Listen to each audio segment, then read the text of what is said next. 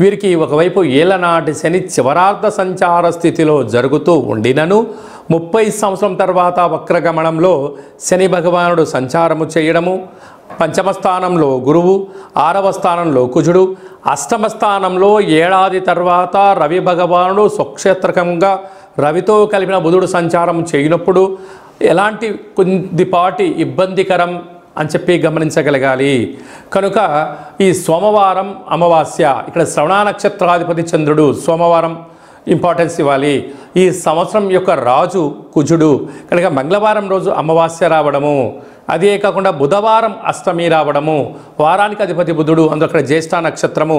కనుక బుద్ధికి, ఆరోగ్యానికి, మనస్సుకు సంబంధించిన అంశాల కారణం వలన కొబ్బరికాయను సగభాగానికి 2 భాగాలుగా చేసి బియ్యపిండితో అష్టదళ పద్మాన్ని వేసి ఉప్పును, బియ్యాన్ని, తెల్ల నువ్వులను, తెల్ల ఆవాలను